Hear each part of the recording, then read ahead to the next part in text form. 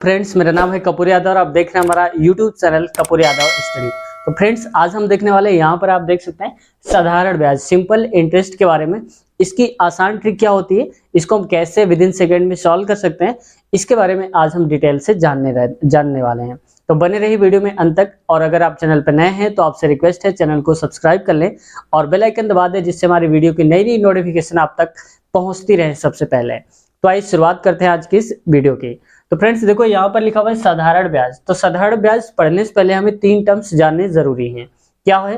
पहला तो हमारे पास होता है एक मूलधन, इसको हम बोलते हैं मूलधन और इसको ब्रैकेट में कहते हैं पी। पी मतलब कि प्रिंसिपल। और अगला होता है हमारे पर यहाँ पर दर। दर का मतलब होता है यहाँ पर रेट। ठीक है, अभी हम समझेंगे यहाँ क्या। और इसके बाद होता है हमारे पास समय, और समय को आप जानते होंगे कि इसको हम बोलते हैं यहाँ पर टी। ठीक है, मूलधन का मतलब होता है जितने रुपए हम बैंक में जमा कर रहे हैं, जो हमारे पैसे हैं, वो है हमारा मूलधन। मान लो अगर 500 रुपए आप बैंक में जमा कर रहे हैं तो आपका मूलधन क्या है? 500 रुपए, जो आपने बैंक को दिया।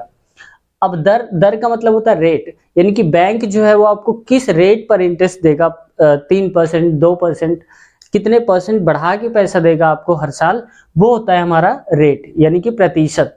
अगला है समय। समय का मतलब कितने समय के लिए दे रहे हैं हम। जैसे मान लो कि कोई पैसे हमने 2 साल के लिए जमा किए, तो समय का मतलब है कि 2 साल। 2 साल मतलब हमारा टाइम क्या हो गया? 2 साल।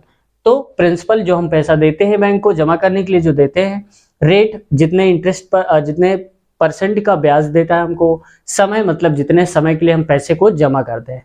ठीक है, अब यहाँ पर एक फॉर्मूला जो सबसे सिंपल होता है, पहले इसको पढ़ेंगे और इसके बाद इससे अप लेवल के जो क्वेश्चन है उस पे जाएंगे। तो देखो यहाँ पर होता है ये, इन तीनों में एक कॉम्बिनेशन होता है।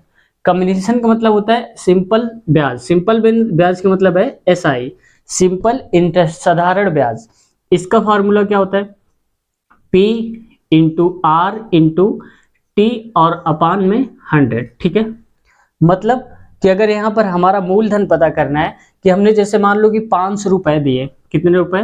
500 रुपए दिए, और प्रतिशत था वहां पर मान लो 3%। ठीक है, और 2 साल के लिए हमने जमा कर दिए। ठीक है, 500 रुपए हमने जमा करे 3% के हिसाब से और 2 साल के लिए। तो इसका मतलब है कि अब कितने रुपए हमें एक्स्ट्रा मिलेंगे, वो हमारा होता है साधारण ब्याज, यानी कि जो ब्याज है हमारा वो, जैसे पैसों के साथ साथ हमें कुछ एक्स्ट्रा पैसे मिलेंगे, वो होता है हमारा ब्याज। अब देखते हैं इसको हम पता कैसे करेंगे हमें कितना रुपए मिलेगा। तो इसके लिए आपको क्या करना है, यहाँ पर देखो हमें एसआई निकालना है। प्रिंसिपल दिया है, प्रिंसिपल होता है जो पैसा होता है, आर होता है ये, और ये होता है टी। तो पी की वैल्यू है यहाँ पर 500 रुपए, और आर का मतलब हो जाएगा 3% पर, और समय कितना है? 2 साल। नीचे कर दो 100। अब 2 जीरो से 2 जीरो कट गया तो 5, यहाँ पर आएगा 3 और गुणे हो जाएगा 2। यहाँ पर 5 3 15 और दूनी 30 हो जाएगा। मतलब हमको जब बैंक पैसा देगा तो 500 रुपए हमने जमा करा था, 2 साल बाद हमको 500 तो देगा ही देगा, ये वाले 500 देगा, प्लस 30 रुपए और एक्स्ट्रा देगा। इसका मतलब हमें कुल मिलाकर कितना रुपए मिल जाएगा? 530 रुपए। ठीक है, तो हमारा अगर केवल एसआई पूछा जाए कितने रुपए है, तो 30 रुपए मिलेगा जो हमें ब्याज मिलता है, और टोटल पैसा हमें कितना मिलेगा? तो 500 पहले की और 30 रुपए ये, यानी कि 530 रुपए है। अब देखते हैं कि क्वेश्चन एग्जाम में कैसे बनते हैं, इसके बारे में हम देखने वाले हैं। बेसिक क्वेश्चन तो आप कर ही लेंगे वैसे भी।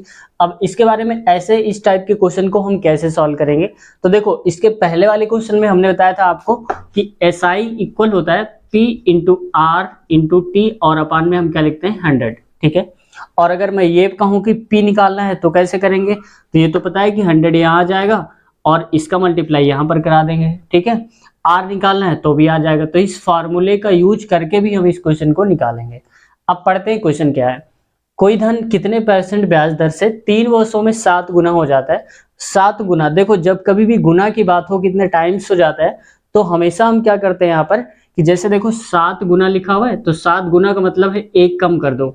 1 कम करने का मतलब क्या हो जाएगा? 6। ठीक है, तो 6 को आप मान लो कि यहाँ पर हमारा होगा एसआई। ठीक है, 6 मान लो एसआई। तो अब देखो 7 गुना का मतलब 1 गुना रहा होगा, तो 7 गुना और बढ़ गया, तो 6 गुना प्लस 1 गुना, तो 1 हमारा रहा होगा, 1 रुपया रहा होगा, 7 रुपया हो गया, तो 6 रुपया बढ़ गया, तो हम कहते हैं एसआई। ठीक है, जिसको नहीं समझ में आया तो जितने गुना है उसे 1 कम लिख दो, यानी कि 7 है तो 7 का 1 कम 6, तो 6 हो गया हमारा एसआई। अब P का मतलब क्या है, P हमारे पास आ जाएगा 1। 1 कहाँ से आया, क्योंकि ये और ये दोनों ऐड करेंगे तो 7 गुना हमारा आ जाएगा। अब हमें क्या बताना है R, तो R को वैसे रख दो और T की वैल्यू क्या है 3 वर्ष, तो लिख दो 3 वर्ष और नीचे आ जाएगा 100। ठीक है, अब हमें R की वैल्यू बतानी, तो इसको भेज देंगे यहाँ पर, तो हो जाएगा गुणे 100 ऐसे हो जाएगा, और इसके बाद यहाँ पर 3, 3 एक कम 3, 3 दूनी 6, और R का मतलब हो जाएगा यहाँ पर 200। ठीक है, तो 200%। अगला क्वेश्चन देखो फ्रेंड्स, यहाँ पर लिखा हुआ है कोई धन 5 वर्षों में साधारण ब्याज से 2 गुना हो जाता है और कितने समय में 16 गुना हो जाएगा। यानी कि अगर 5 साल दिए जाए उसको तो 2 गुना हो जाएगा, और अगर कितने समय और रखें उसको बैंक में कि यहाँ पर 16 गुना हो जाए। तो इसके लिए क्या होता है, एक ट्रिक होती है।